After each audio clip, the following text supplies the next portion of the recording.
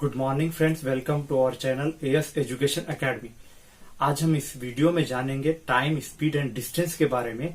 Time, speed and distance मुख्तलिफ car के, train के और कोई भी अगर व्हीकल है या हवाई जहाज, किसी भी चीज के टाइम एंड डिस्टेंस, स्पीड को हम बहुत ही आसान तरीके से बिना फार्मूले के, बहुत ही कम फार्मूले इस्तेमाल करते हुए इस वीडियो में शॉर्टकट ट्रिक्स के जरिए जानेंगे।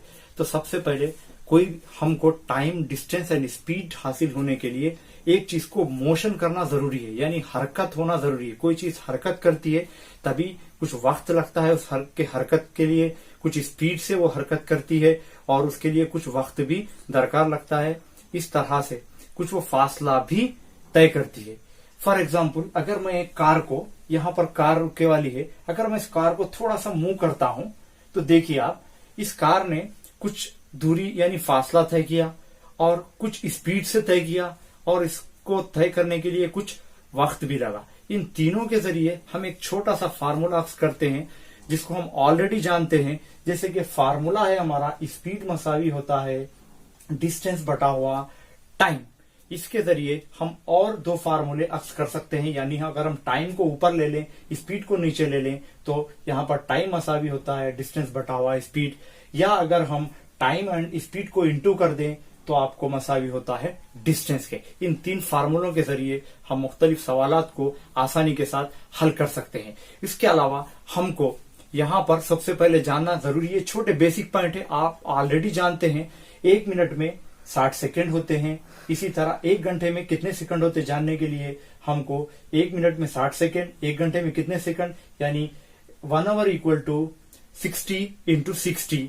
यहां पर अगर हम इंटू कर देंगे तो आपको 3600 सेकंड हासिल हो जाएंगे। इसी तरह हमको जानना एक छोटी सी सिंपल जरूरी है कि 1 किलोमीटर में कितने मीटर होते हैं। यहाँ पर 1 किलोमीटर में 1000 मीटर होते हैं। और जैसे कि आप जानते हैं, क्रिकेट के भी बहुत शौकीन होंगे। क्रिकेट में भी आप स्पीड को, बॉल की स्पीड को नापा जाता है, छक्के की स्पीड को नापा जाता है, बॉलर की स्पीड को नापा जाता है, ट्रेन की स्पीड को नापा जाता है, कार की स्पीड को नापा जाता है, प्लेन की स्पीड को नापा जाता है। इन तमाम स्पीड्स के लिए, डिस्टेंस के लिए, टाइम के लिए हमको अलग अलग पैमाने, यानी दो खास तौर पर मीटर पर सेकंड एक और 1 किलोमीटर पर आवर एक, इन दो पैमाइशों का इस्तेमाल किया जाता है। तो यहाँ पर कुछ चीजों को मीटर पर सेकंड में और कुछ चीजों को किलोमीटर पर आवर में लिया जाता है। हम सबसे पहले मीटर पर सेकंड से किलोमीटर पर आवर में और किलोमीटर पर आवर से मीटर पर सेकंड में तब्दील करने के लिए किस तरह करना होगा, वो किस तरह से होता है मालूम करेंगे। तो यहाँ पर अगर हम मीटर पर सेकंड को किलोमीटर पर आवर में तब्दील करने के लिए एक फार्मूला लिखते हैं। सबसे पहले लिखते हैं मीटर बटावा सेकंड। अगर हम फर्ज कर लो मीटर 1 लिए और सेकंड भी 1 लिए, यहां पर लिख लेंगे।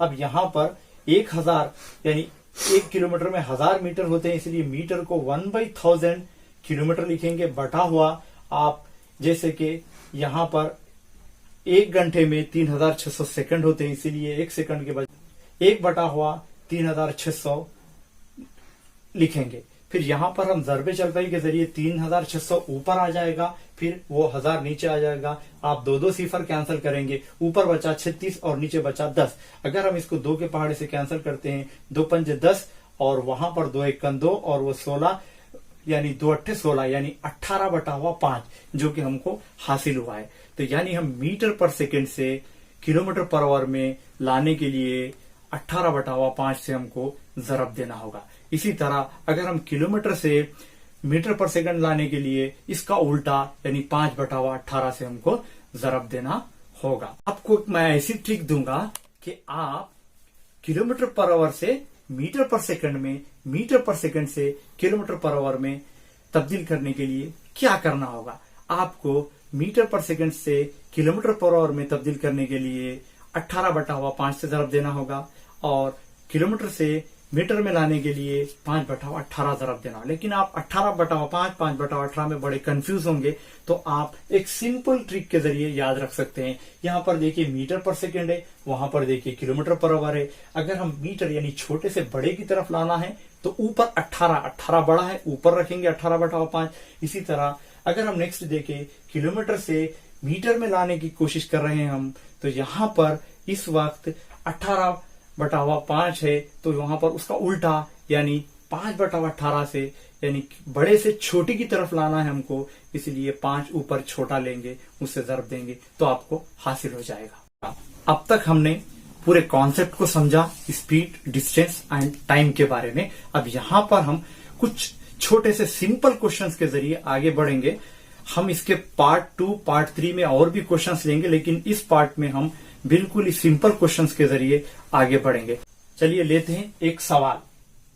जैसे कि आप देख रहे हैं, एक सवाल है, एक कार 600 मीटर फासला तय करने के लिए 15 सेकंड का वक्त लेती है, तब इसकी रफ्तार मीटर पर सेकंड में मालूम कीजिए।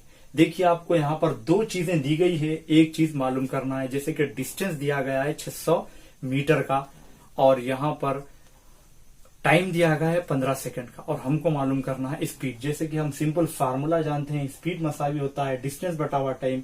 यहाँ पर डिस्टेंस है 600 और टाइम है 15 सेकंड। अगर हम 15 से 600 को तकसीम करते हैं तो हमको सीधा जवाब आएगा 40, यानी 40 मीटर पर सेकंड उसकी रफ्तार है। हमने पिछले सवाल में देखा कि उसमें जो भी दिया गया था मीटर में दिया गया था, सेकंड में दिया था, और हमने स्पीड को भी मीटर पर सेकंड में मालूम किया। अब हम एक और सवाल करते हैं जो किलोमीटर पर आवर में मालूम करेंगे। देखिए एक सवाल ले लेते हैं हम। एक ट्रेन 360 किलोमीटर का फासला तय करने के लिए 2 घंटे का वक्त लेती है, तब उसकी रफ्तार किलोमीटर पर आवर में मालूम कीजिए।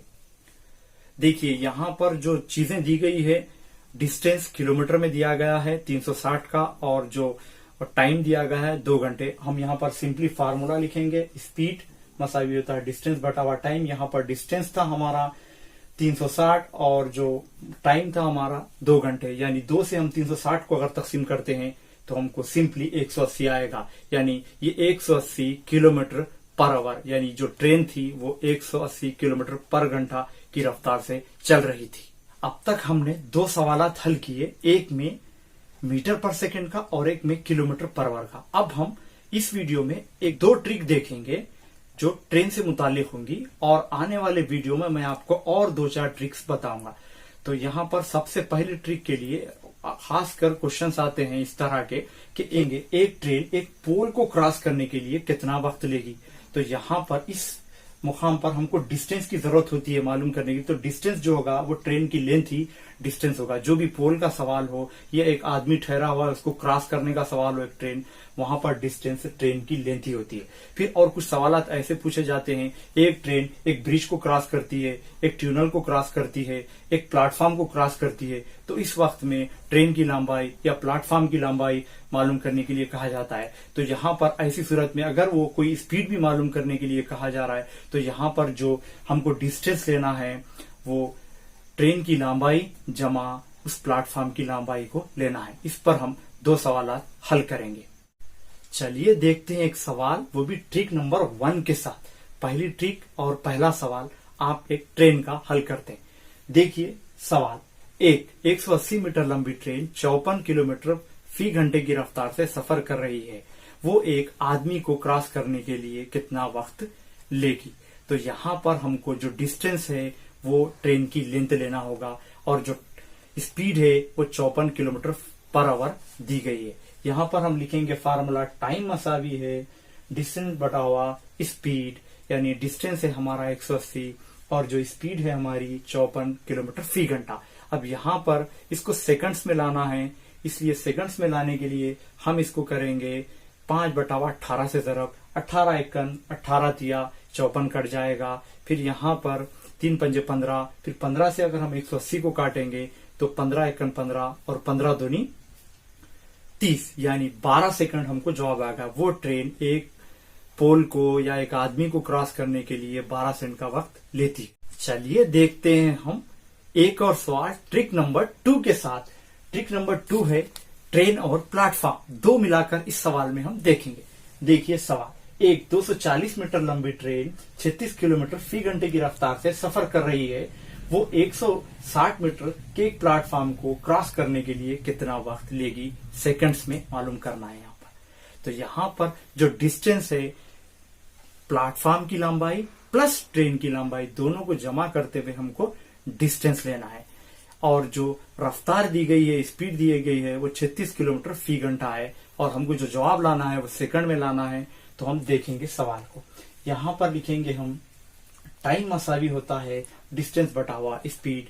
डिस्टेंस जो हमारा दोनों को ऐड करना है, ट्रेन की लंबाई 240 और जमा प्लेटफॉर्म की लंबाई 160, और नीचे लिखेंगे जो रफ्तार है 36, लेकिन किलोमीटर पर आवर में होने की वजह से उसको सेकंड्स में लाना है मीटर पर सेकंड में, इसलिए हम 5/18 से ज़रब देंगे, यानी 18 एकन 18 दूनी 36 कट जाएगा। यहाँ पर 2 पंजे 10, और वो 10 से अगर हम ऊपर के यानी 240 और 160 को जमा करेंगे तो 400 हासिल होगा। 400 को अगर हम 10 से तकसीम करते हैं तो हमारा जो जवाब आएगा 40 सेकेंड, यानी वो ट्रेन उस प्लेटफॉर्म को क्रॉस करने के लिए 40 सेकंड का वक्त लेगी। उम्मीद है कि आपको इस पूरे कॉन्सेप्ट और ये 2 सवालात, 2 ट्रिक, 2 सिंपल सवालात और ये 2 ट्रिक के सवालात समझ में आए होंगे। हम नेक्स्ट वीडियो में यानी हमारे पार्ट 2 में रिलेटिव स्पीड और 2 ट्रेनें 2 अलग अलग रफ्तार के साथ इन तमाम टाइप के सवालात को जो कि कॉम्पिटिटिव एग्जाम में पूछे जाते हैं उसमें हल करवाएंगे। आपसे गुजारिश है कि इस वीडियो को लाइक कीजिए, शेयर कीजिए, सब्सक्राइब कीजिए, ताकि आपको हमारे तमाम वीडियो के अपडेट्स मिल सके।